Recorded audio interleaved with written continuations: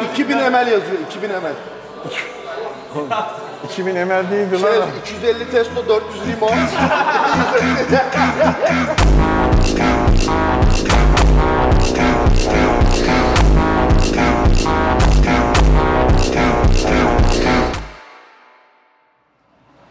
Allah büyüktür ya. Şimdiden para biriktirmeye Ben başladım. İtalya'ya gittiğim zaman İtalya mesela bana güzel geldi. Öyle abi. Off sezondayken çalışıyoruz, işe gidiyor.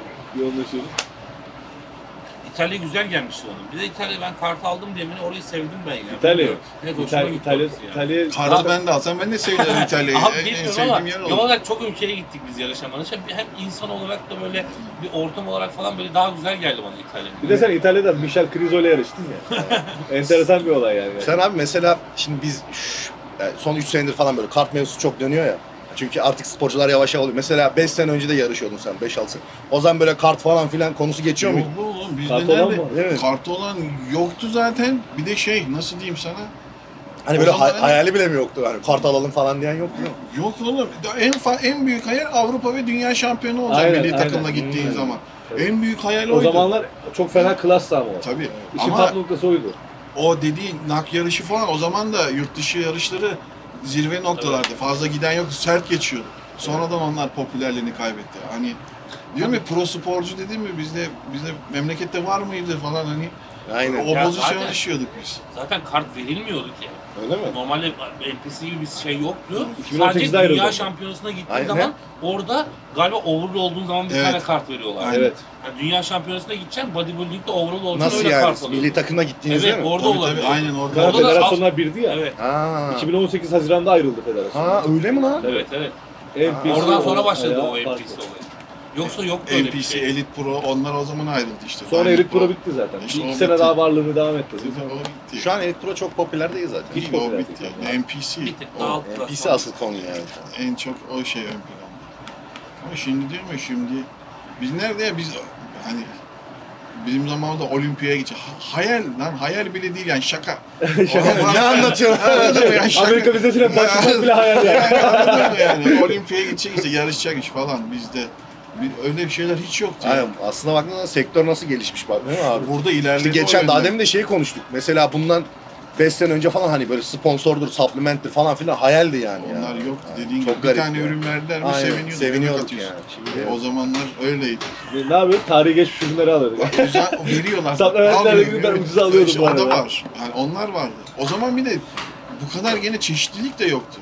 Amino asit, iç protein tozu, iç pre-workout BCA ne, hiç bak da BCA Tabii hani ya, aynen. bütçe niye el Aynen. veriyorsa onlardan gidip topluyorduk öyle yani. Ya da bir kişi alıyordu, onunkine salça alıyorduk. Ben şey yapıyordum abi ya, tek ölçek satıyorlardı pre-workout'ı mesela. Gidiyordum haftada mesela 1 idman, 2 idman Evet. için böyle tek ölçek alıyordum. Şey vardı, şatlar vardı bir tane hatırlıyor musun? Onlardan mı alıyordun? Senin Red dediğin mi? Vader. Red shot. Vader. Ha, Red Vader. Onlar sonradan geldi bir çıtır. Onlar Evet, sonra sonradan. onlar yeni ürün. Onun dediğini ben anladım.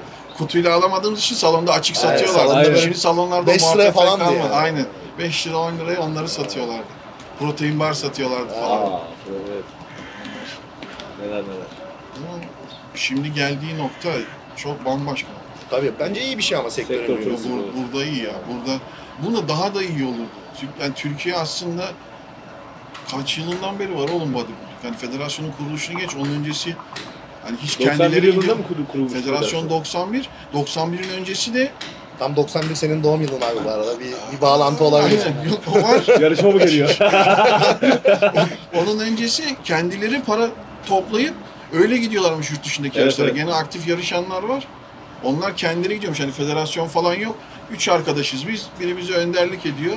O zaman bir avukat abi vardı. Özel Baysen rahmetli oldu. Allah rahmet eylesin. Allah rahmet eylesin. O önce oluyor. Onlar götürüyorlar. Yani aslında burada tarihi çok eski de işte bizim burada çok kıymeti bilinmiyor. Ben ondan mesela hani bir İranlı, bir Iraklı falan bizi geçiyormuş. Aslında bizi geçememesi lazım. Onlar bizden sonra başladı bu işe. Bizden sonra başladılar. Yani bizde sadece bilgi alışverişi yapmak sıkıntılı. Sen iyisin.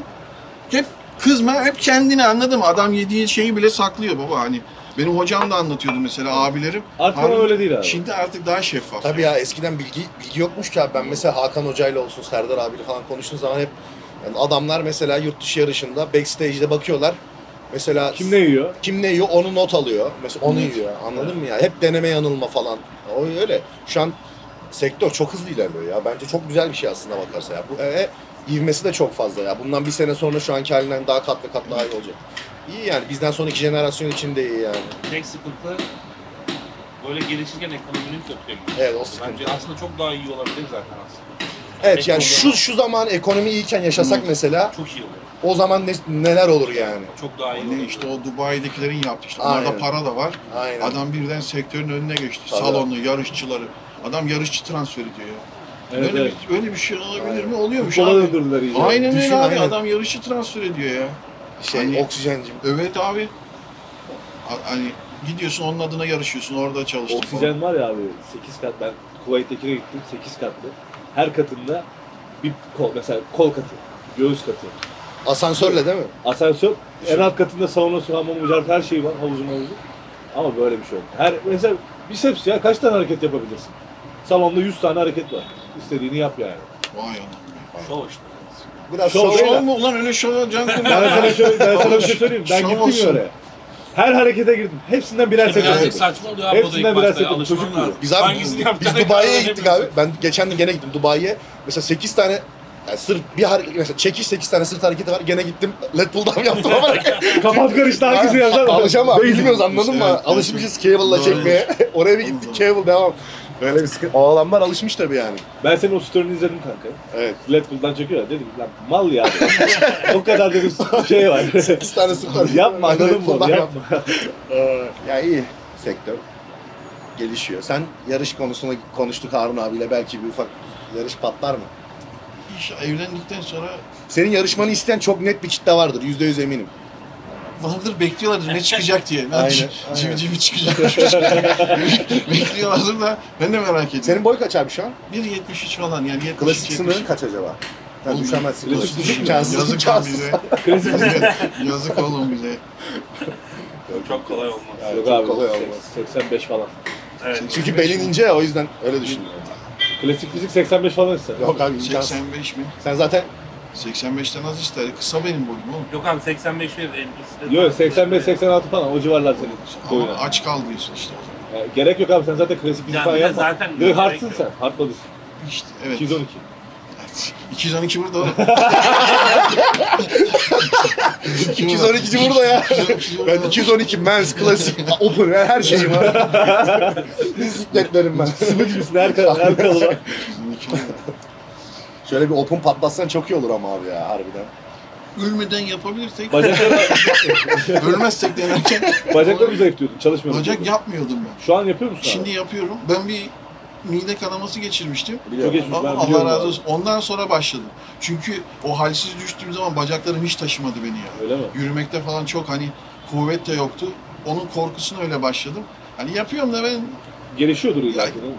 bana göre iyi. Bana göre iyi ama hani size göre ya da uzun zamandır yapan Estağfurullah adama abi. göre iyi değil yani. Ben çünkü hiç benim belli bir dönemden sonra hiç yarışmak aklımda yoktu. Ya. Ben sadece hani para kazanayım, çorba kaynasın zihniyetine düşünüyordum. Yani gönül istiyor, yarışma hep var da işte Çok dediğim gibi masraflı. şartlar burada olduğun zaman bir de yaş gidiyor ya abi. O enerji, o istek, Evet. Daha ama, heves kırılıyor Ama yani. sen şu an gene şu an çok aslında yani herkesin peak formu bu arada aynı 39'da mı? genelde o zamanlarda oluyor Evet. yani. Ha, o Ama sen zamana gene kadar- şu an çok keyif alıyorsun abi zaten. Yo, ben Ciddi mutluyum. Değil mi? Ben yaptığım için çok mutluyum. Niye yapıyoruz modunda Yok o değilsin yok, yani. o bende yok ya. Ben onu seviyorum. Yani gerçekten severek yapıyorum ben onu. Ondan bana koymuyor mesela. Ha işte tavuk yiyemedim, pirinç yoktu falan. O umurumda değil. Ben geliyorum antrenmanı yapıyorum. Ben tamam. Öylesi daha güzel abi. Ne istersen yiyeceksin, ne istersen basacaksın. Gireceksin, o gün hangi keyifli. hareketi istiyorsan onu yapacaksın. Harun Öyle mi abi yapıyorsun, zaten yoksa programın var mı? Yok abi? bir programım gene var ya. Ha, var hani mı? bir programım Ben gene mesela var. daha çok keyifçiyim o konuda. senin şey var mı abi mesela antrenman programın belli? Kendi kafamda 5 senedir aynı. 5 senedir aynı oğlum yani. 5 senedir aynı plan. O da keyif aldığım hareketler. tabii. Kolayıma gelenler. Anladım. Ben mesela deadlift falan yapamıyorum. Hiç yapmadım da çünkü bana onlar böyle zor geliyor ondan sonra. Hep makina, fişt fişt, kolay olsun. Yapayım antrenmanı, pump oldu, tamam, memeler patlamış. En güzeli. Bir resim çekilelim, hadi evimize dönelim yani. O moddayım ben şimdi. Çünkü spordan beklentimle zaten hani vereceği, hani nasıl diyeyim, olmayacak bir hayalin peşinden koşmak. Bu işte birçoğumuzun yaşadığı şey. Bir yerden sonra farkına varmak gerekiyor. Şimdiki çoğu genç de öyle. İşte görüyor, bu da işte nereden nereye geldi, neler var, sonrası ne olacak. Hep bir planlama gerektiriyor. Sizin zamanınızda daha fenaymış abi. Ben mesela dinliyordum o zamanlar, daha küçüktüm. Ne bileyim mesela salonda abiler oluyordu. Kredi çekiyor, araba satıyor. Evet Ben araba yarışmalar- satana ben kendim şahit Ben de oldum. şahit oldum ona. Araba Yarışmaya satıyor, gitmek için. araba satıyordu, yarışma Araba yapıyordu falan yani. Bir de kızmıştı. Ondan sonra adam pazarlık yapıyorlar. Adama yarışa gideceğim falan demiş. Hani herif de hani demiş ki hani biraz daha indirim yap falan. Neyse sattı arabayı geldi. Adama diyorum yarışa gideceğim. Milli takıma gidiyorum. Bayrağı dalgalandıracağım. Artı para vereceğine indirim istiyor diyor. Sinirlenmişti böyle. Ben araba satana kendim de şahit oldum. O dönemler Evet. farklı bir şey. Sen salona girdiğinden kaç sene oldu abi şimdi? İlk spor salonuna girdiğinden bu yana. 15 Ben- sene. 12,5 yaşındaydım. 32 oldum. Kaç yapıyor? 8 desen Abi 20 sene. 20 sene olmuş ya. Of. Ben 20 senedir gidip geliyorum. 12 yaşından beri yapıyor ha. Ben işte aynen Vay öyle. be. Belediye salonuna gidiyordum ben. Sonra mahalle salonuna terfi ettim. 20 sene. Abi 20 sene ne bu? 20 sene nedir ya şimdi yani? Aynen. Gidip hep geliyorum ama başka hiç uğraş yok. 12,5 yaşında. 12,5. Oy. 7. sınıfın Abi bir de ortasıydı sen o işte. zamanlar nasıl gittin spor salonuna, nasıl yönlendirdin? Onu Ama benim o zaman Kilolu işte oldu. kiloluydum. Bir de televizyonda Sylvester Stallone'ın Rocky, Rambo her akşam vardı. TGRT Onlar vardı o zaman. yükleniyordu. O zamanlar şey yok. Yapacağız. Hep kafada hayal o yani. Yani böyle olur mu acaba falan. Gibi o hevesli. Yani ama güzel ya bana hep cazip geldi ya. var Güçlü mıydı peki olmak. o zamanlar salonlar falan böyle? Var mıydı? Mahalle salonları Var mı? vardı gene ama İstanbul'da bu kadar mıydın yine abi? yani İstanbul'daydım kendi semtimde ama bu kadar çok salon yoktu. Bu kadar çok ekipman yoktu. Hani Var Dumble var yap git. aynı bar var, dumbbell var, Smith machine. Aynen. Sanayide yapılıyor ya. Benim mesela ilk Demirci. spora başladığım salonda bazı aletler bildiğin şey. Hani mesela sanayide ya adam hani çizim almış Evet. herhalde ya da kendisi yapmış. Sanayide Flash yapılıyor. şimdi zincirli bir Smith Machine var. He, Oğlum. o zaten o yani o Bisiklet abi o. zaten bisiklet zinciri. Fena. Peki abi mesela 20 sene oldu ya. Şimdi mesela kendinle ilgili çok böyle net söylediğin, ya bana şu yarıyor, bana bu yaramıyor gibi şeyleri artık oturdun Evet. değil mi? Evet. Onları yani hem diyet konusunda hem malzeme konusunda Hem antrenman hem konu. antrenman konusunda ben onları hani artık Oturtalı çok olmuş. deneye öğrendim. Ama bir de benim zamanımda işte net bilgi olmadığı için dediğin gibi mesela senden bir şey duyuyorum sen bundan 5 tane içiyorsun. Sen ama 10 yıldır yapıyorsun. Ertesi gün ben de ondan bulup 5 tane de ben içiyorum. Biz öyle çok manyaklıklar da yaptık yani. Hani Aynen. ne duyuyorsak denedik. Belki şehir efsanesiydi ama olsun dedik deneyelim hep denedik yani. Deneme yanılma yöntemiyle zararlar da görmüşüzdür. Şimdi ama avantajlı. Sen bildiklerini anlatabiliyorsun, Evet. öğretiyorsun. Kesin. Yani adamın riske girmesini gerektiren bir durum yok. Ya, Hakan Hoca anlatıyordu abi. Onların zamanında mesela yeni bir şey geliyormuş. İşte atıyorum X. Bunlar ilk gün bir tane alıyorlar. Bir şey yok devam. İkinci gün 2 tane, üçüncü gün 3 tane. Bir şey olana ne kadar? Ben mesela atıyorum 10. gün 10 tane aldılar. Böyle artık acillik oluyor. Tamam. 9'da keselim diyorlar. 9'da Maksimum kesiyorlar. doz 9. Aynen 9'da kesiyorlar. Evet abi doğrudur. Ya çünkü baktığı zaman ne kitap var, ne internet var, ne bir şey var yani. Ay, yok kitap olsa da bizimkiler ne kadar okurlar. Yani birinin denemesi lazım anladın mı? Evet, Sen evet. deneyeceksin, aktaracaksın. Aynen. Kesin bilgi oluyor, Ha, tecrübe. evet. Yaşandı Mesela yani. ben hani- çünkü mesela çoğu işte ben de pek okumuyorum da ama makalelerden falan bahsediyorlar. Abi herkesin yazdığı farklı bir makale varmış mesela ben onu da bilmiyorum. Sen buna iyi diyorsun ben kötü diyorum sen de buna makale yazıyorsun Evet. ben de yani bu kişiden kişiye de çok Tabii, değişiyor. aynen. Sporun bence zaten en güzel, bana en böyle tatlı gelen kısmı böyle çoğu bazı şeyler bireysel ya. Evet. Mesela hani sana bu seni bozuyor, beni bozmuyor mesela. Evet. Orada kişinin kendini keşfetmesi ne bileyim hoş geliyor. Evet. bana. Ya o güzel Kesinlikle. ya işte sabit fikirli gitmemek lazım. Hani deneyeceğim bakacağım ne kadar mantıklı geliyor. Şimdi bir de işte öğrenmeye açık olması lazım. Kimisi sadece ezbere gidiyor. Yap dedi aldı komodu yapıyor. Abi bir sen de tart kendini ya. Bir sabah kalktığında bak gün içerisinde nasılsın? Nasıl tepki veriyor nedir? Hani nereden anlayacağım diyor. Lan anlamaya özen göstereceksin işte. Yani işte, Biraz aynen. biraz Bir kendini günde vermen- anlamazsın zaten. Aynen öyle. Yani bir ayda anlarsın. Evet. Biraz özen göstermen lazım. Bir de ne var? Biz de öyleydik. Çok kısa sürede çok hızlı şeyler bekledik. Ben de mesela ben ilk yarışımı yapacağım zaman oğlum devasa bir şey olacağım zannediyordum. 3 kür falan. Yani ne alakası var hani anladın mı? Hiç şeyi bile O yokmuş yanılgıya yani. ben de düştüm. Bir de ben mens fizikçiyim. Anladın ne kadar büyük olabilirsin. Ha, o oluyor Ya da yani. 75 kilo başlamışım. Yani şey, İnsan bir şey böyle ne oluyor lan moduna tabii canım, giriyor. doping. Hani Aynen. üf, Aynen. dağları deleceğim.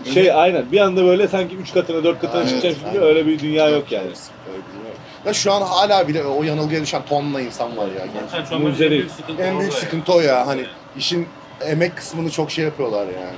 Geri plana atılıyor. Emeği ve bak o Sen ve tavuk pilav abi bak. Ben başladığımda tavuk pilavdı. Hala tavuk pilav gidiyor. Basic abi o değişmez İşte ya. değil mi? Onu beğenmiyorlardı bir dönem bile. Ya, tavuk pilav lan tamam bir şeyler kullanabilirsin. Ama tavuk pilavı da yemek zorundasın. Evet. Yani bunun kaçarı yok. Tavukla mı yaptın vücudu? Yok somonla yaptım. Oğlum tamam ya bir şey yemen lazım. Şimdi ya ama ne? Ona da alıştılar mesela. Herkes tavuk pilav taşıyor. Evet. Sergiliyor bir de güzel hani. Evet. Çünkü oradan geçiyor yol. Başka çaresi kalmadı. Yani o, ben isteyen bir şekilde illaki vücut yapar ya ona inanıyorum yani. Yani çok çok iyi olamaz belki ama Yo, aynen. illaki bir vücut yapar, değişim yaşar. Tabii tabii. Herkesin Yeter gelebileceği ki bir konum yani var. yeter ki kurallarına uysun. Yani bak bizden de böyle bir devasa adam çıkıyormuş. Bizden bak şey değil. Sağ ol. Benim çocukluğumdan hatırladığım Timuçin abi şimdi yarışmaya geldi. Timuçin Caner vardı ağır siklet. Bak ağır siklet onlar da adamlar abi o zaman. Bir de Bilgehan Koç. Bilgehan abi. Başka bak Bilgehan ağır abi. siklet Bilgehan abi var. Bilgehan abi Türkiye'nin en büyüğü. En büyüğüydü. En büyüğüydü. Bilgehan abi çok farklı büyük ya. abi Bilgehan ama- abi çok farklı bir dünya. Yani- Farklı bir dünya. Ve Bilgehan abi de ben çocukluğumdan hatırlıyorum. Kim bilir kaç yarış yapmıştır. Ki Timuçin abi de öyle. 2018'de Green Park Pendik'e geldin mi abi? Bilgehan abi atletle geziyordu orada. Yok Gelmedin. gelmedim. Ben Bilgehan abi Eylül ayında 2018 Green Park Pendik. Atletle bir geziyor ortamda göreceksin böyle. Herkes ona bakıyor. Belki hatırlarsın sen. O yarışa O ben kadar geldim. yarışa gitmiştim ki Eylül'de. artık Geldim hatırlamıyorum. galiba. Eylül'de. Yarış izlemeyi seviyor musun abi? Yarış Severim. Değil mi? ama Ha. iyi bir yarış olursa keyifli Değil mi? olur. Aynen. Hani öteki türlü Böyle mücadele geçen... Ben bu son gittiğim yarışta bayağı yarışmacı da vardı. Çok keyif almıştım yani. Çok keyif aldım. İzlemesi keyifli oluyor. Artık sektör büyüyor. Evet. Yarış bisikletler de çok kalabalık. Aynen. Her bisiklet en az 50 kişi oldu abi. öyle Son yarışa gelmedin değil mi sen İzmir'e? Yoktun. Yok, ben gel- onda bugün yoktum. mü geldin? Yok hiç Yok, ben gelmedin. hiç gelmedim ama. Abi Mens Fizik'te 70 kişi Mens vardı. 100 kişi çıkan oldu. 100 kişi siklet. Bisiklet mi olur abi? Öğrencin olsa bulamıyor anladın mı? Doğrudur abi. Çıkmadım acaba diyorsun bakıyorum. 6-7 sıra oldu arka arkaya Aynen, yani. çok komikti Sahnede. ya. Ben onu şeyde izledim, YouTube'da izledim o zaman. Rekor da abi şeyde ya Elite Pro ayağında en çok yarışmacı olan yarışmış. Öyle bir rekor kırdık. Yani bilmiyorum o bana Allah yardımcıları olsun. Ben mesela seçecek olsam az sikletli siklet seçerim. Ben kendi adıma konuşayım. Hani nerede kafayı oynayabilirim orayı seçerim yani bilmiyorum. Ya mantıklı olur mu abi? Yani kalabalık yerde Hiç zorlamam. mens falan yapayım dedim mi abi? Mesela ilk yarışma. O zaman Men's Fizik yoktu ki sen oğlum. direkt bence böyle hard body Men's Fizik direkt- Türkiye 2014'te mi geldi abi? Tabii sonradan geldi. Aa, 14-15 bile benim o zamanımda. o benim zaman yoktu zamanımda zaten. Bir hard orada body seni bir de büyümeye klasik. mecbur bırakıyor. bir Tek hard siklet- vardı bir klasik vardı. Yarışacak Klasik. baba 80 Evet. kilo 90 kilo 100 Evet. kilo. Aa, çok Başka iyi. yoktu. Başka yoktu bizim zamanımızda. Öyle şimdikiler. Bir de ilk şeyler çıktığında, şortlular çıktığında eskiler falan çok diyorlar. tepki göstermişti hani. Böylesi- Böyle bodybuilding mi olur falan diye de biz tabii o zaman şeyi düşünemiyoruz ki Şimdi alışıldı. sektörün büyümesi lazım falan. Biz bodoslama gidiyorduk o zaman. Ama şimdi herkesi kabullendik yani mecbur çünkü o da bu sektörün içinde var. Yani Takip ediyor musun abi mesela ne bileyim olimpiyadır ya da böyle ağır siklet sporcuları falan hani böyle yoksa çok takılmıyor musun? yok ya yani Öyle mi? hala eskilere bakıyorum mesela. Ha. Hala Jay Cutler'a, Harbi mi? Kevin Leveren'a Çok bakıyorum. iyi. Hani onlara bakıyorum. Açıp da yeni birinin videosuna bakmıyorum. Onlara da motive olmak için bakıyorum mesela. Antrenmanlarına falan tekrar. Belki hepsini 15-20 kere izlemişimdir. Yeniler bana O old school havasını seviyorum. aynen öyle. Yeniler bana o kadar cazip gelmiyor. Şimdi mesela gençten bir çocuk var gene. O popüler oldu. Böyle o da küçük gibi lan. Samflek. Ha çok yaşa o. Falan onu da sempatik falan diyorlar. Evet. Hani güzel çocuk ama diyorum ya bana geçmiyor. Yani bana Duygu- geçmiyor. duyguyu veremiyor. O duyguyu vermiyor. Öyle eskiler bende daha çok şey. Bağıra Tam- çağıra. Tabii sen ilk zamanlar onları full izliyordun değil mi? İşte mağara adamı. Biz de onları izliyorduk. Nasıl abi. oğlum yani? Biz de- Doğru, Olmaz biz de mı? onları Bu arada ben de hala onları Yani izliyorum. bilmem bana Ben de onlar daha seviyorum keyifli yani. geliyor Bambaşka. yani. Evet, onların Yenilerden- aurası Özellikle bambaşka. Kevin Lebron bu son zamanlarda bir Evet, tekrar bir TikTok'tan popüler oldu, sonra bir aynen. popüler oldu da. Beni dönüş bak onun dönüşü var ya. Bana mesela çok büyük Ha, ilham verdi. kaçtı? 2010'da mıydı? Sıfırdan döndü 2010 ya. kaçta yarıştı? Yok ya daha yeni çok Yok oldu. yok 2010 2010 değil. 2018, Yeni. 2018. Ya 2018 ya 2018 2019 yarış. yeni tarih. Doğru. Yeni Ha. tarih. Çok enteresan bir. Baya kötü formuna geldi de gene de yapabiliyor olması bile çok Oğlum mükemmel. Abi, vatandaşlıktan 20 adam, sene sonra kaç geliyor. 3 ayda mı 4 ayda mı oraya geldi. 3 ay 4 ayda hani beni de yapsın öpeyim mi anladın mı? Yani beni de öyle halletsin Kralla ya. tuvalette karşılaştık biz Prag'da. Kevin Lebron. Yan yana işedik. Ama mentali çok farklı bir adam ya. Sürekli böyle yapıyor. Çok Hep gülüyor. Hep güler yüzlü. Aynen. Aynen hep gülüyor öyle. Ve hiç mesela fanlarına karşı hep şeydi. Mesela biz Dubai'de mesela çocuk geliyor. Ben de keza konuştum onu da. Hiç mesela kısa kesmiyor. Konuşuyor. 10 dakika konuştu Aynen. oluyordu yani. Aynen. Bir kişi 15 dakika Aynen. bekliyor. Ve hiçbir şey de yok yani. Nasılsından başlıyor adam. İyi bir adam. İyi bir abimizdi. Normal mental de farklı bir adam. Birazdan. Hayatı falan böyle bakış açısı falan farklı. Oğlum Yere adam bırakmış sporu böyle rock sanatçısı falan olmuş. Garip garip Zaten şeyler mentali var şeye yani. dönüyor.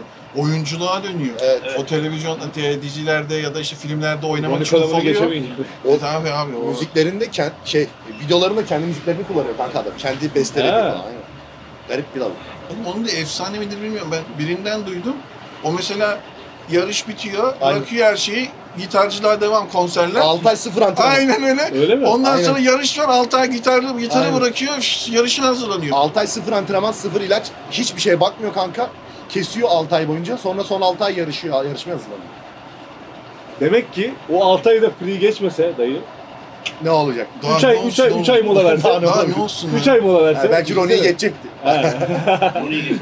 Ronnie'yi geçemez. Yok dayı, Ronnie farklı bir Ama Ya, Ronnie'nin yaptığı da çok ayrı Sana bir bambaşka şey bir şey. Ron- Ronnie nöbet tutuyor, polis, adam. Yani biz mesela şu an ben Evet. kendi adıma düşünüyorum. Ben bu kilodayım, sur hareket ediyorum, kalkıyorum, Aa, kardiyo Oğlum yapacağım. onların işi çok Zaten zor. sürekli terliyor Evet, böyle. farklı bir sekans. Yani o adam nasıl bu hayatı yaşamış? Anladık. Yani gece kalkıp yemek yiyormuş, sonra uyuyormuş, bir daha kalkıyormuş, işe gidiyormuş. Sonra bütün gün yemek yiyor falan. Bir Farklı tane daha yani. polis vardı. Sean mıydı? Asker olan mı? Ryan mıydı? Flex Roden askerdi. Bir tane Sean Sean Roden. Sean Roden Ölen. olabilir. Ha öyle o mesela Ha, Sean Roden. polis kanka şeyden çıkıyor Asker abi. galiba ya. Asker mi? Ha, asker pardon. Pardon, Cedric McMillan'ı mı diyorsun acaba? Ha, Asker. McMillan, Ha, pardon. Macmillan aynen. Şeyden çıkıyor mesaiden saat 10'da salona giriyor. Salonda uyuyakalıyormuş bazen mesela. Body'cinin muhabbeti de böyle olur. Senin evlilik sürecindesin abi. Söyleyelim mi? Ya söyleyelim. Her yerde söylüyoruz zaten. Bir tabela nasıl, asmadım. nasıl geçiyor abi senin için süreç? İyi, güzel, keyifli yani. Zor mu? Maliyetlidir bayağı. Zor mu? Maliyeti. Ben abi 2 sene önce o süreçten geçtim. Benim için çok maliyetliydi. Şu anı düşünemiyorum. Şu an çarpı 4-5 yap ya. Ne çarpı 4-5 abi, ben açıkça söyleyeyim, geçen arkadaşım düğün yeri tuttu.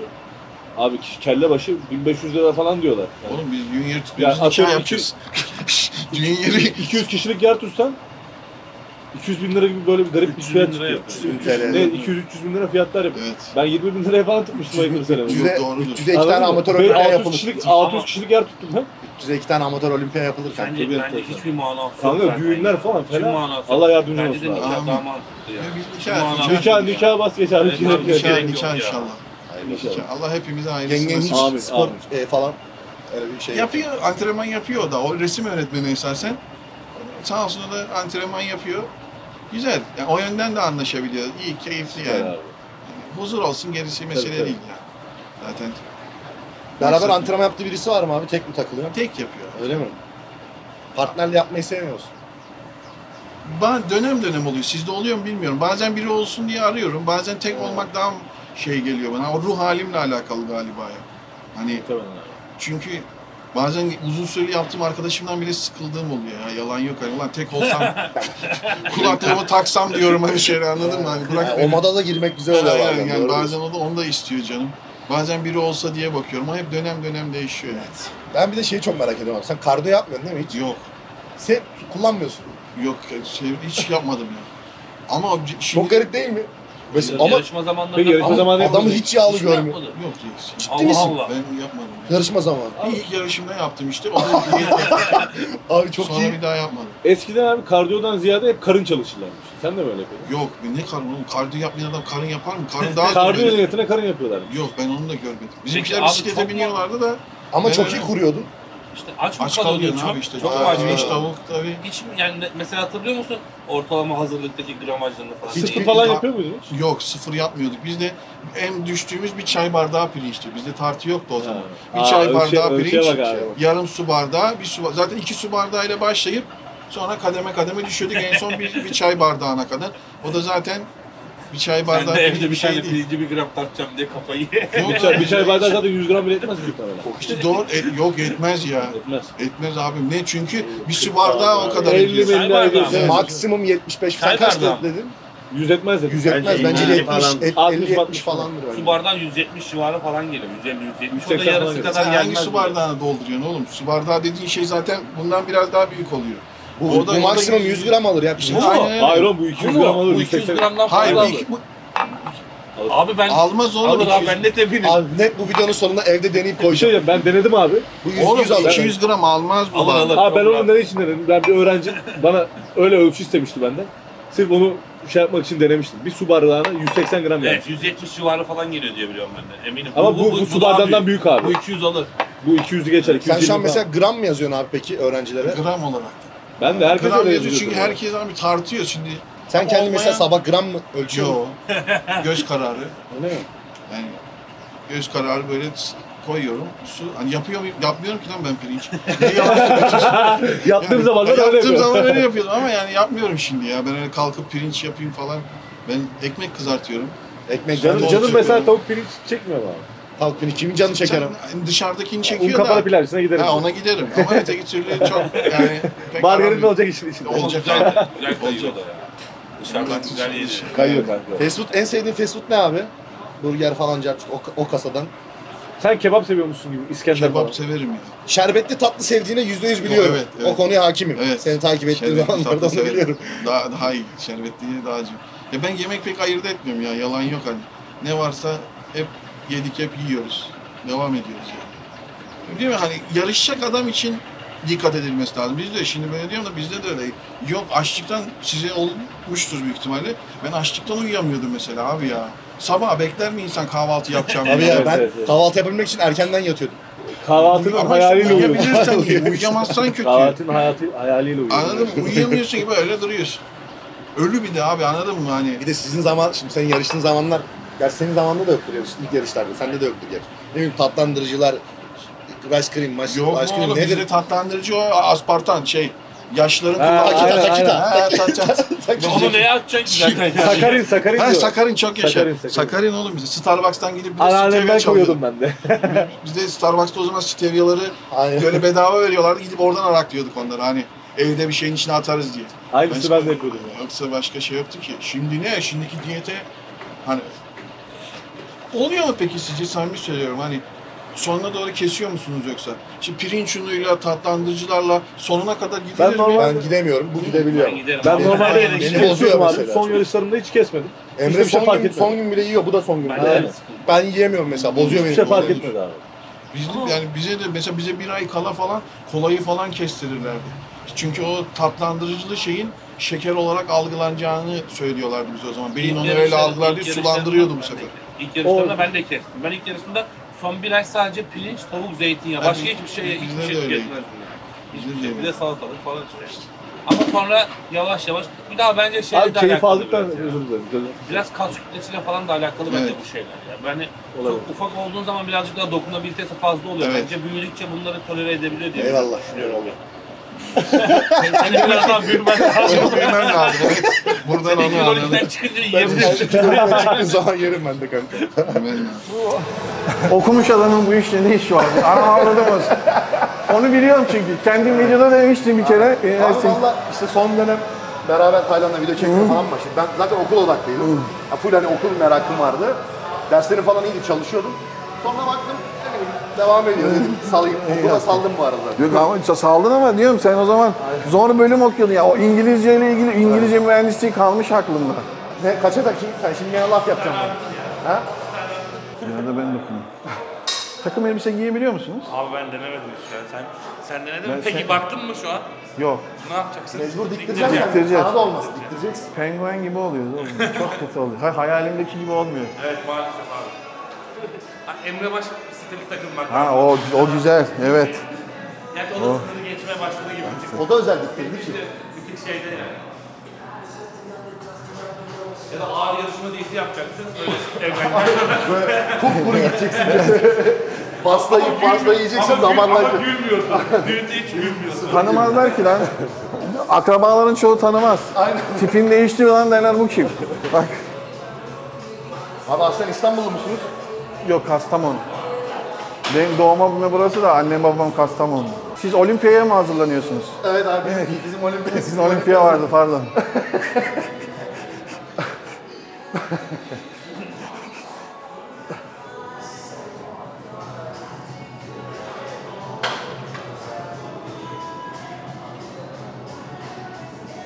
Kadıköy Belediyesi düzenleyecek mi sağ Olimpiya ama piya. Y ile.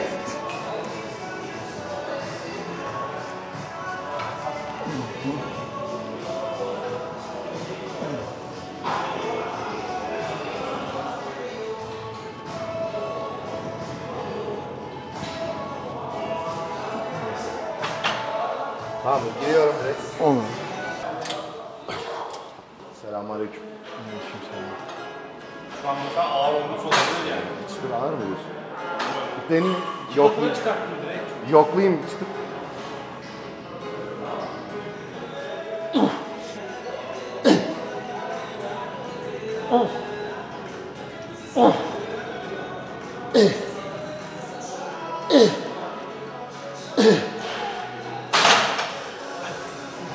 Yeni mi lan? Oğlum yeni başladın daha ya. Bizim abi ritüel bu. Normalde çok hani olmuyordu. Niye böyle? Bilmiyorum, bundan sonra ne olmuyor? Peşinizde gaz yapsana. Kan verdin ya herhalde. Yoksa kendine mi geldin? Hayır.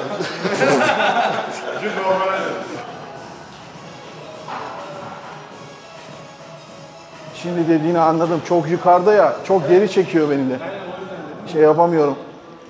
Kontrol etmesi zor. Olur vallahi sevinirim. Bende Değil mi? mi? Evet. Geldim hemen abi. Bak bakım yaptırıp geldim. 5 saat yeniledik. Bu hafif olur mu? Hafif. Senin kilon değil. Girerim ya bir sıkıntı olmaz. Hafiflettik. Yok hafiflettik. Bismillah. Şimdi diğeri kanıyor.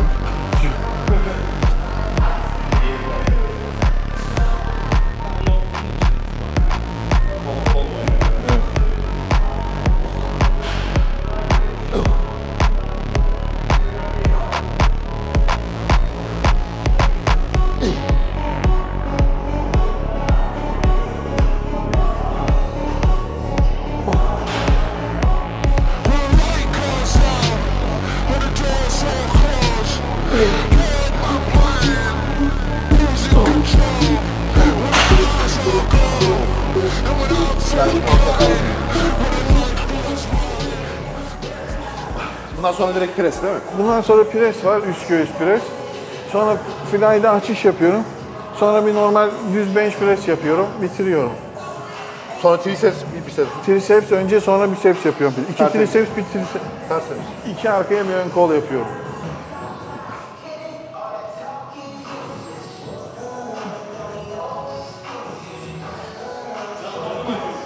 Evet.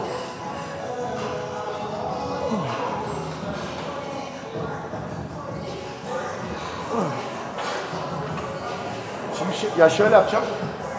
Sen biraz ayağını öne atıp yapıyorsun. Şöyle yapıyorsun. Böyle de olur. Diğer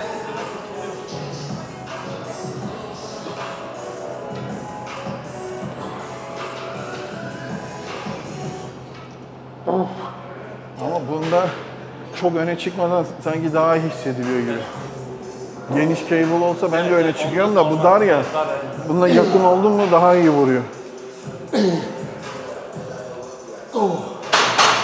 Oh. Güzel.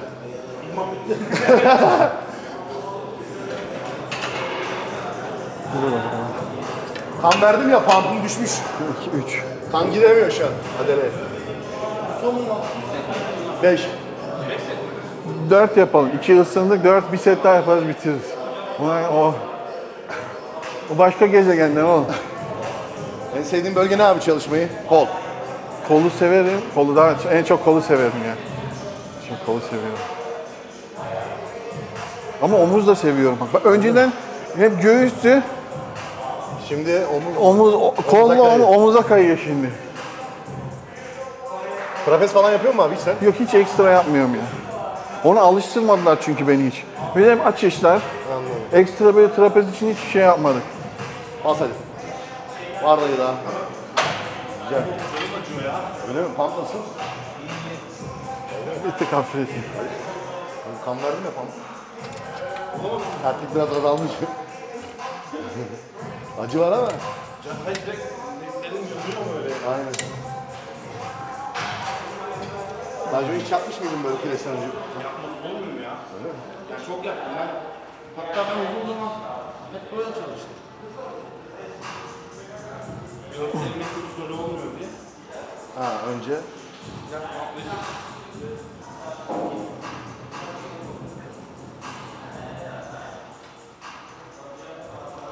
Onların kaç saat sürüyor mesela genelde? Ya 45 dakika, bir saati geçmiyor ya. Öyle mi? Mesela bu bölgeleri hızlı bitiriyorum, kola geliyorum, yarım saat sürüyor bazen. Aslında aynı seti yapıyorum ama ne bileyim kol biraz daha uzun sürüyor gibi. Ama bir saati geçirmemeye çalışıyorum. Ben önceden çok antrenman yapıyordum abi de artık ben de kısalttım. Senin oldu mu çok uzun antrenman yaptığın bölümler? Gençliğinde falan zamanında. 1,5 saat falan. Böyle kendi Hep bir şey daha, bir şey daha. Ne iyiymiş 1,5 saat? Ben 2,5 saat antrenman Oo, yapıyorum. baba, ben ona yok ya. Gençlik herhalde o zamanlar. Ya bir ara dediğin gibi insanda o şey oluyor. Yaptıkça daha iyi olacakmış gibi. Pump'um kaçmasın. Bir şey daha, bir şey daha. Ama zaten pump'ı koruyamıyorsun. Ya Bir zaten- saat, 1,5 saat maksimum sürüyor, sürmüyor. Böyle bitiyor. Bir tane daha yapalım mı? Son mu olsun? Son olsun bir tane daha yapalım. Ya son bir set daha mı giriyoruz? Bir set daha. hı hı.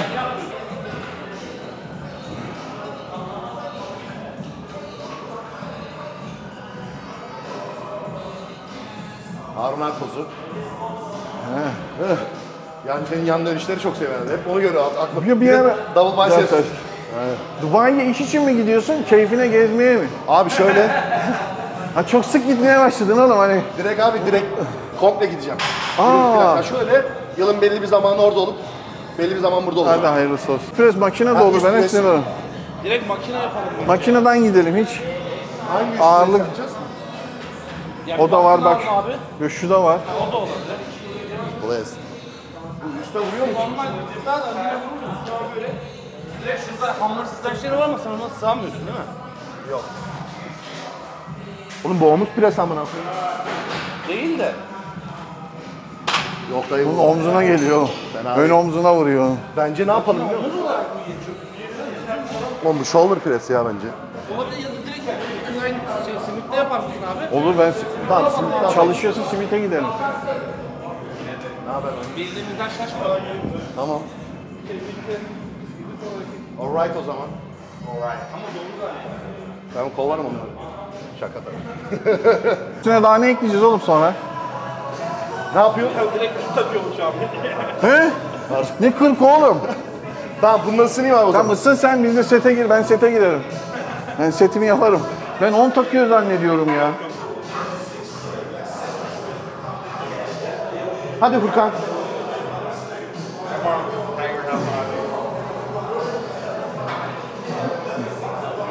Nasıl hissiyat? Yamuk mu? Çok mu yardım? Çok. Yardım çok mu lan? Evet o büyük ihtimalle şimdi Harun abi de çok hafif gelecek. Bir de yoklasana abi. Genel bayağı hafif gibi ya. Yoklasana bir abi. Şu an ağırlığı ben kaldırmadım ya. O kadar. Elesini şey artık abartma ama. Harbi diyorum lan.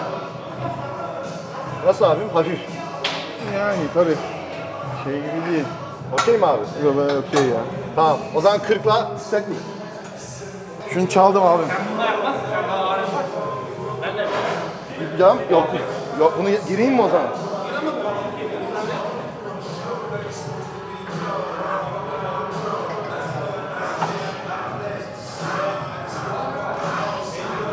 Niye altı yaptın lan? Isındım abi. Lan ısındın mı? Bundan bir tık sonrasında sete girerim abi. Tamam.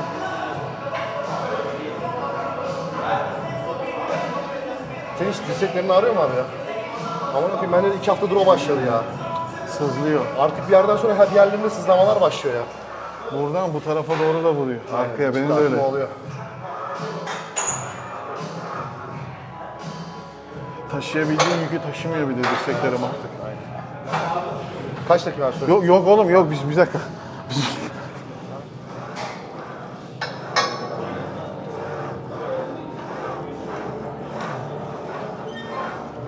Nasıl? İyi.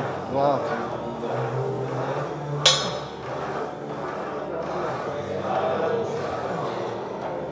Artar mı abi? Yani bir 10-10 daha gider sonrası zor ama Ben de bende. 10-10'la set atayım. Sen atma. Sen 20 tak. Ben de takarım.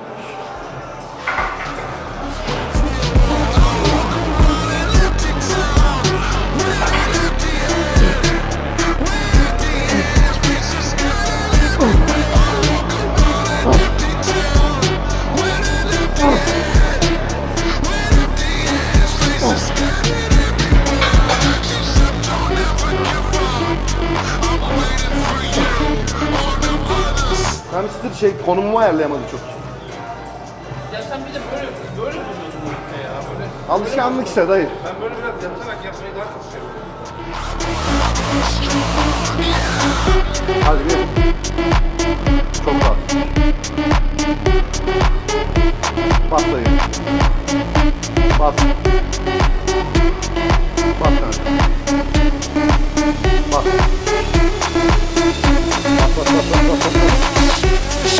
Var daha, var daha.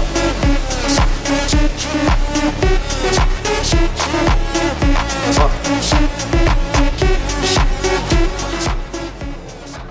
Çok iyi. Kıssana, elleme anasını satayım, elleme. Bendeydi.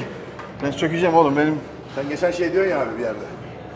Yeni başladım. Hani kasetim var yeni başladım. He. Ya geçen aynısını düşündüm. Abi o takalım ya.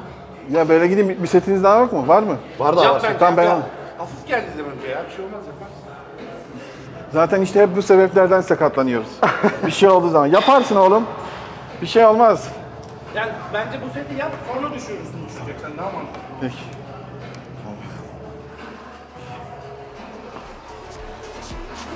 Başla. Let's go. Bas abi çok iyi.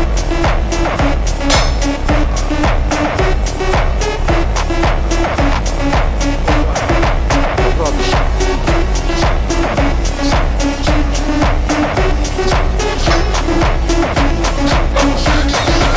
Ben buna mı girsem ya? İki plakayla mı girsem? İkiyle gireyim ya. Çile mi? Çok iyi yapamadım o seti ya. Tamam 60'tım 10 düşmüştü.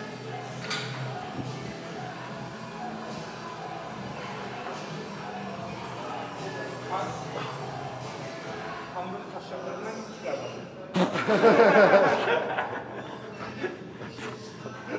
Tam bodyci şeyine döndük. Evet. Alırken gelsene Furki. Ayarla.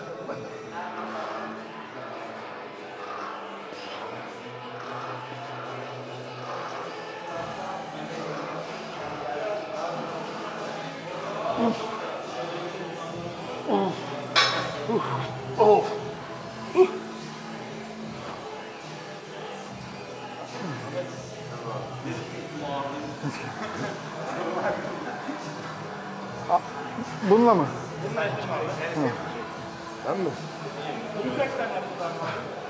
Bunu 4 set yapıyoruz işte. İstiyorsan 5'er kilo atayım. Yaparsın. Bu ama yamuk net. Evet. Bu alet net yamuk moruk. Aynaya göre yamuk ha. Çapraz duruyor biraz. Evet. Bu bizim meklikte de vardı ya. Aynı. Bazı yerlerde oluyor. Sabit değil ya yeri. Gerçi Panatta'ymış lan bu. Tamam. Ben bunun önceki videoda Panat'ta yetkililerine seslenmiştim. Anahtar gelmedi. Gene gelmedi. Bir daha sesleniyorum. Kardeşinizi görün. Panatta'nın distribütörlüğü var burada değil mi? Burada var. Dönerler.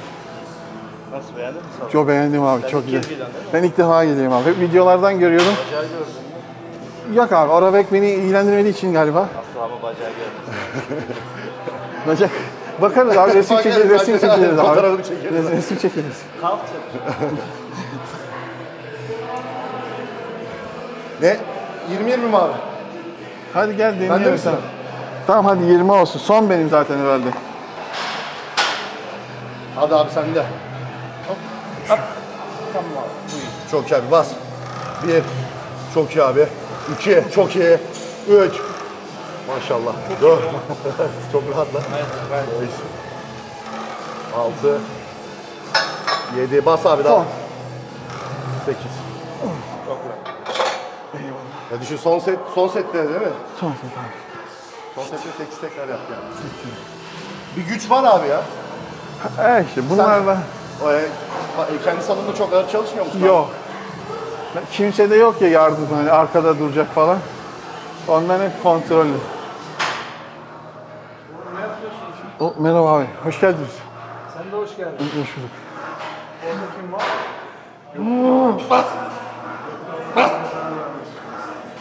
Harun. Bu adamlarla ilk defa mı idman yapıyorsun? Evet abi. Nasıl? Biraz osuruktan mı? Ha, doğru söyle. Yok abi, iyiler ya. İyiler mi gerçekten? Yok, Biraz iyiler, maşallah. Az falan basmıyorlar değil mi? Yok abi, yok. Bak, tereddüt üretmedim, yok. Vallahi. Onlar diyor ki uzmanları ilişkiden buluyor. Abi sen karşıda şeyde yetişmiş. Pardon, beğendi. Gökü beğendi. Beğendi abi, sağ olsun. Sağ olasın abi. Öyle videoda güzel gözüksün diye kanka. Hep Amerikan stili reis. Hep yurt dışına oynuyorlar. Burada gene bir biz kalacağız memlekette. Hepsi gidecek.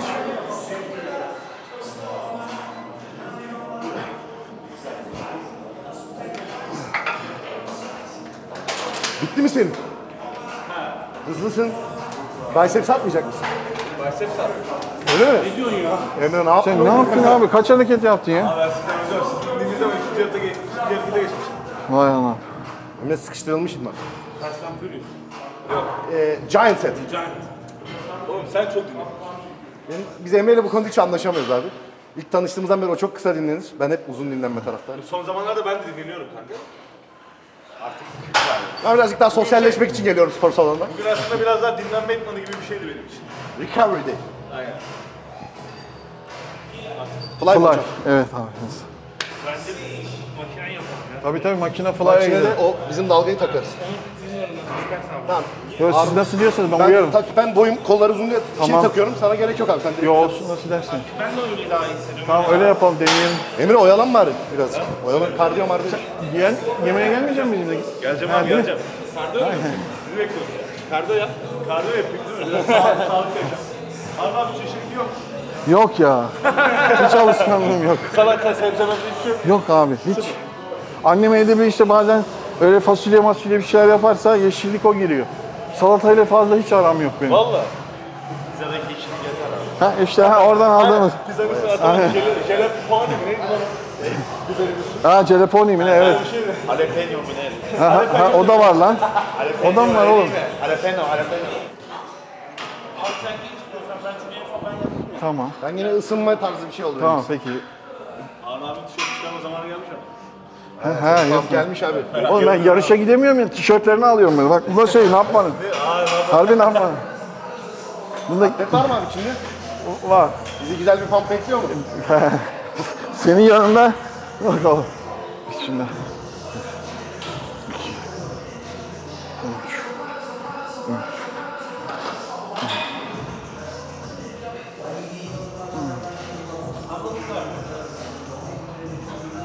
Yapma Yener. Yapma Yener.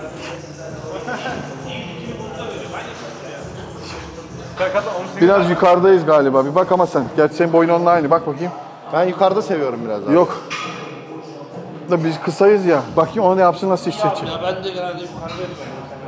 Diğer türlü omzuma geliyormuş gibi hissediyorum. Sen de mi buradan tuttun? Evet. Öyle çok güzel hissediyor da ben bakayım bir dahakine bir ayarlarım gene.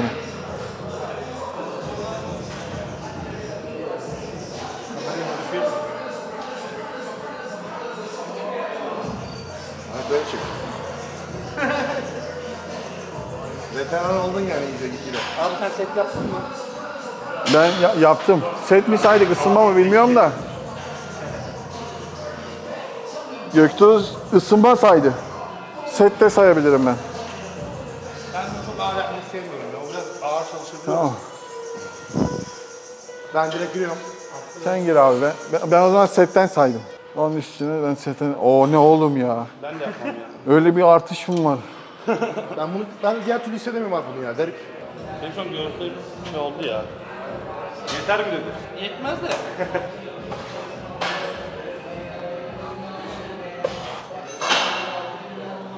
Bir de belki de çok kollar uzun olduğu için de ağırlık aynı hissettirmiyor olabilir mi? Hareket açısı çok uzakta kalıyor çünkü. Bilemedim ama.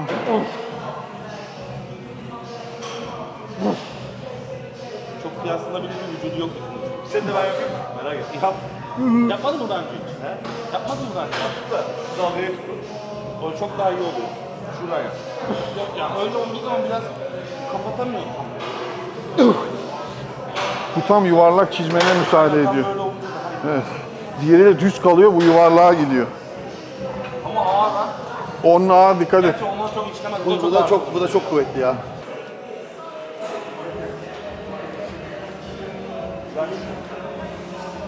Ben dalgayı tutmuştum.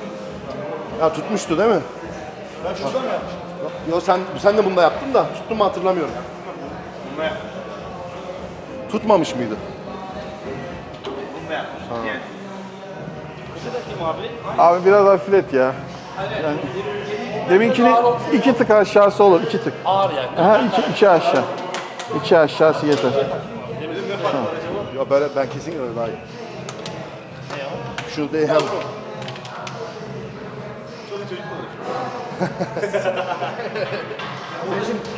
Natural Emre Baş bu mudur şimdi? Natural peak form bu mu? 2 haftalık natural. Natural form. Gel sen kicksin o zaman.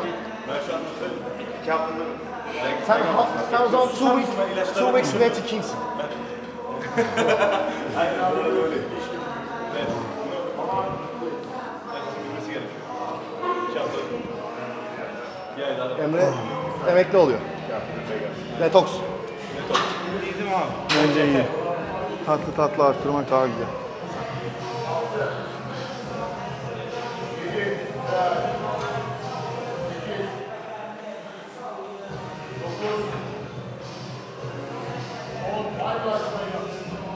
Bas.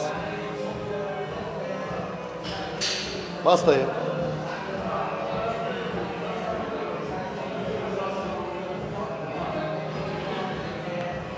Nasıl pump'ın şu an abi? Yo iyi. Ben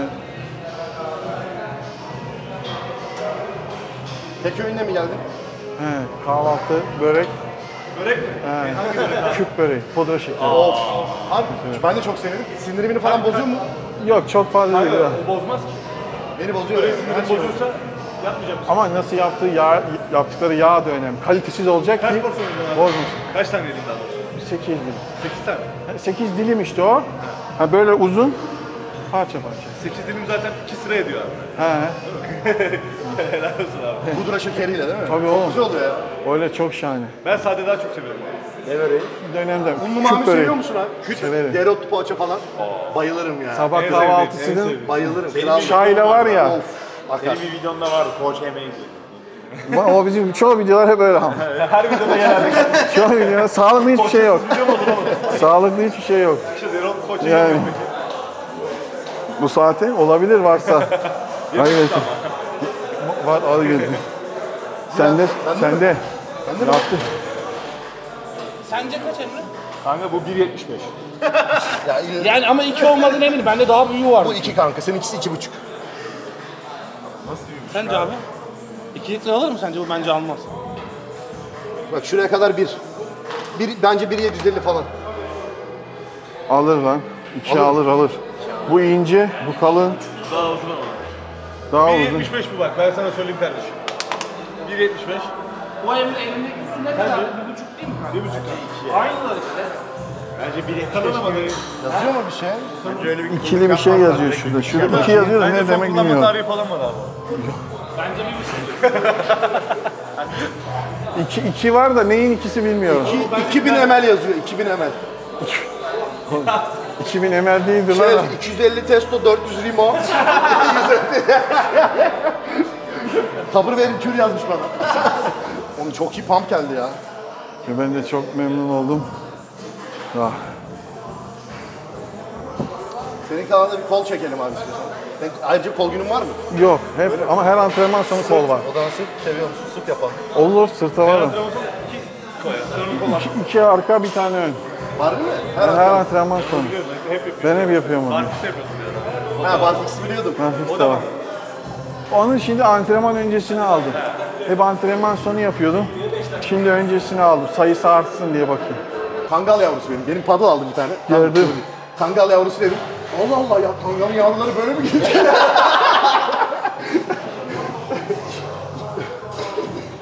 İsmi Harbi Deka mı? Deka abi. Biraz küçük ama. Şu kadar.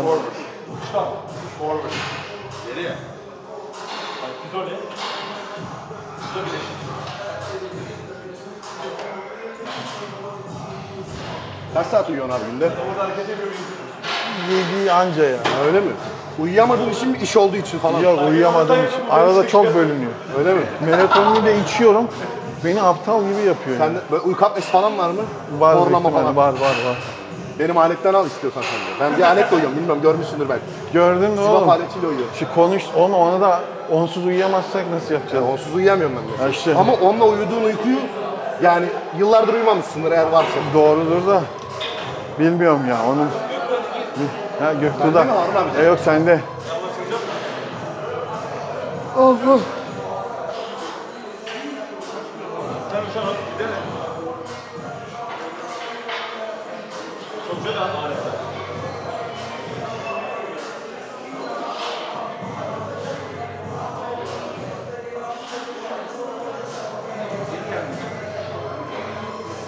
Geri gelmeli pay kalmıyor sana. Sen sığmadın makineye oğlum. Evet. Evet, yıllardır beklediğim sahne Harun abinin double bicepsini canlı canlı görmek. Başarız. Geleyim mi?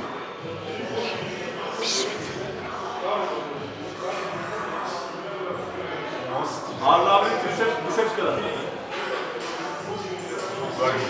Oğlum o da gel oğlum sen gelsene. Sen bilenler bozarız. Yok ben ne vereyim? Yandan Garip bir sertlik yok mu? Garip, sanki sürekli bir sertlik var yani. Var. Benim çok pozum yok ki. Yılların verdiği adelerin şeyi. Sivri olarak zaman yapmış. Biceps ne abi? Evet, arka kolu gerçekten bombakta duruyor. Valla arka kolu çok iyi duruyor ya. Teşekkür ederim. Kramp yedi lan. Böyle. gerçek mi? Böyle ya gel sen gel. Gel oğlum Furkan. Sen de gelsene oğlum. Bacak gelsin sadece şunu yapsın bak. Dön arkandayım. Yan daha iyi duruyor. Maşallah sana oğlum ya. Çek abi. Maşallah. Nedir ya? Maşallah. Yandan daha iyi duruyor. Hayır sen topuklu ayakkabı giysen. Böyle bir şey hayal ettirme bize. Ben istersem. O iş Güzel. Ben dışarısı var ama bacaklarım da. Tamam şimdi göğüs kısmı bitti idmanın. Evet. Biceps yapacağız. Önce triceps sonra Aynı biceps. zaman evet. Güzel idmandı valla. Yani Ya çok keyifliydi. Evet keyifli. Sağ olun. Bizim de alışık olmadığımız bir stil abi. Biz normalde böyle ya ben uzun zamandır ilk defa böyle bir antrenman yaptım. Ben de yapıyorum. Ama bayağı iyiydi yani çok iyiydi abi. Ya, Sağ ol. sağ olasınız. Yapmıyorum. Pro kartını alınca böyle oluyor. Ha. Kalori alamıyorum. Yiyemiyorum. Adam et döner ısmarlıyor adam. Kalori. İşte, haklısınız Pro Bey.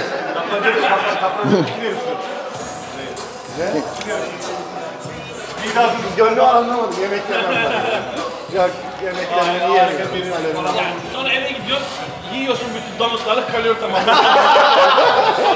sonra kaplanca eve gittim, pilavı altına aldı, yarım saat döndürdüm. Böyle yapmıyor yani, ne yapayım?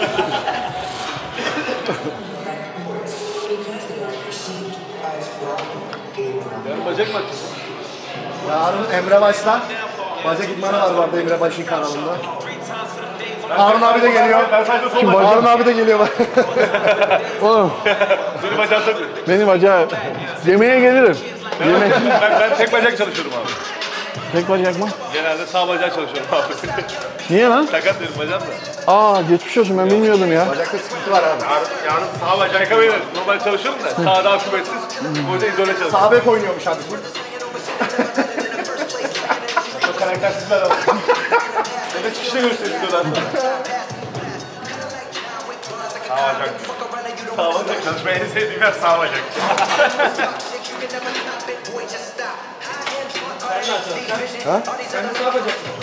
Ben Emre ile unilateral.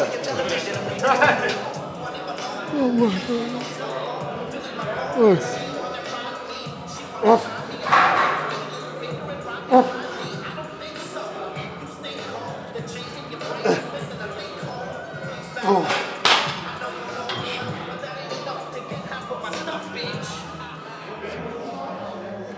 Ne oldu lan? Niye giriyorsun lan?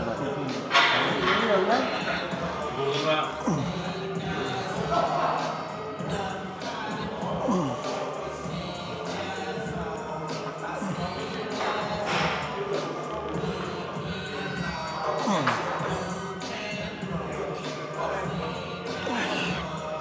Bir set var kaldı herhalde. Ben 3'ü yaptım.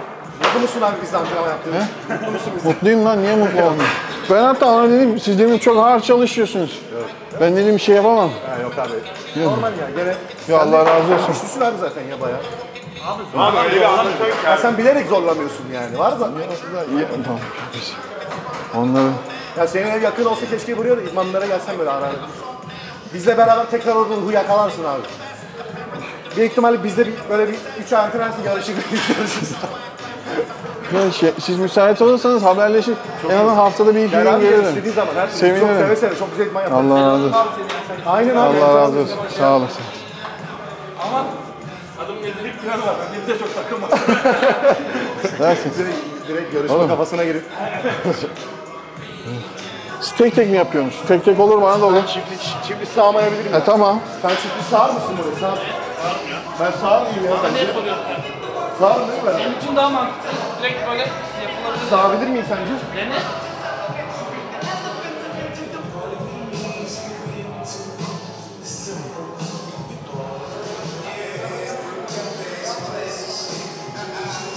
Hı. 25 tarif geldi değil mi? Oğlum benim çarpıyor ya amına. Baksana. Bunları aç. Açtım oğlum işte al. Bir şey olmaz ya. Dene bakayım. Yok. Kurtar. Tek tek. Evet. Tek tek. Öyle oğlum omzunu sakatlar. Tek tek yaptı. Oğlum. Evet harekete kendince bir açı getirdin. Kendince bir yorum kattım. Yani kendince bir yorum kattın. Hissediyor musun? Hissediyorum abi. O zaman tamam. O zaman tamam ya.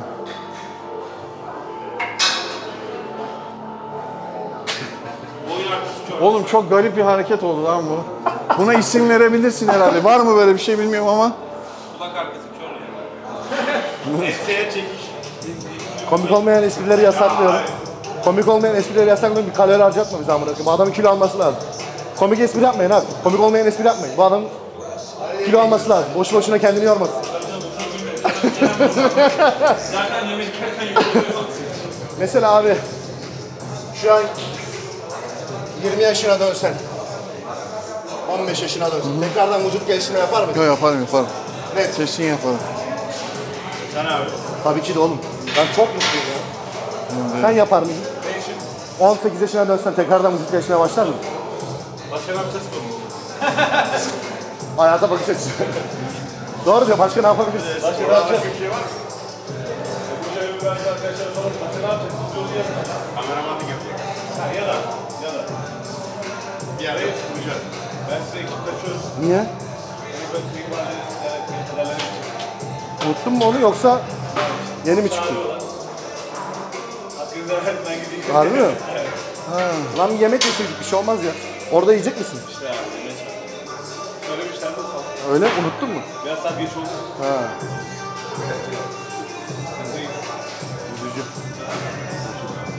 Abi çok memnun oldum. Ben de çok memnun oldum. Allah razı olsun. Görüşmek üzere. Şuraya bakalım. Yok ne demek estağfurullah olur mu?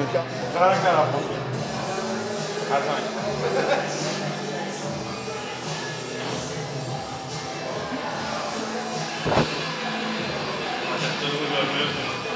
Maşallah.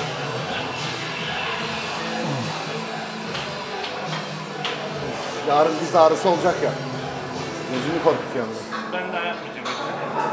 Kol mu ben de yapmam. Yapmam ya yok. Kalk çarpıyor o zaman. Bitirdik mi? Tamamdır. Yemeğe geçelim abi. Olur sevinirim. Evet. İdman bitti. Güzel idmandı bayağı teşekkür ederim. Ben Sağ olun. teşekkür ederim. Elinize kolunuza Güzel bir sağlık. yemek sekansı yapalım. İyi olur. Sevinirim. Teşekkür ederim. Bir şeyin var mı? Benim orada çantam falan suyu. Ha şunları. Evet. Protein makrosu tamamlamak için klasik dönere geldik. Bu aralar dönere sardık. Belki de uzun bir süredir cheat meal, döner ve tavuk benim. Don tekte bence de. Karbonhidrat markası. Gene buraya dizdik. 120'likleri Japan gibi. Harun abin geldi. Alman'ınki de geldi.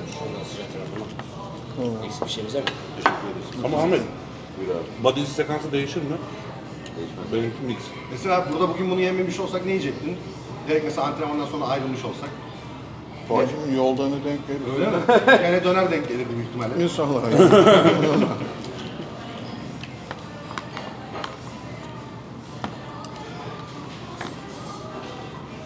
Gerçek bodyci Yavaş yavaş bütün dönercileri gezelim kanka. çevredeki. Anadolu kesim. Zaten videoda yeni bir dönerciye gidiyoruz. Bence buradan daha iyisi yok ya. Burası. Bu arada free reklam yapalım. İmtina döner. Yani Anadolu yakasında daha iyi yiyeceğiniz yerler vardır belki ama burası gayet başarılı oluyor. Evet, yemeğimizi yedik, antrenmanımızı yaptık. Güzel de bir doyduk, karnımızı doyurduk. Protein makrosunu, döner makrosunu tamamladık. Çok Abi şükür. teşekkür ederim. Ben teşekkür ederim. Allah razı olsun. Vallahi çok sağ ol. Çok teşekkür ederim davet ettiğin için. Kesinlikle. Sen de hoş geldin. Hoş bulduk abi. Evet, Harun abiyle daha videolar gelir diye tahmin ediyorum. İnşallah ben seve Senin seve kanalda, gelirim. benim kanalda. Daha Çok sağ olun. Biz seni abi her zaman bekliyoruz. İstediğin Allah zaman razı gel olsun. idman yapalım. Yani bizim hoşumuza gider. Kendinize iyi bakın. Kütle sanatının bir bölümünde böyle kapattık. 1453 sanatı olsun bu bölümün adı. Eyvallah. Allah razı olsun. Kendinize iyi bakın. Abi görüşürüz. Çok teşekkürler. Görüşmek üzere. Sağ olasınız. Hadi arabaya artık beyler. Yürü yürü yürü. Go, go, go.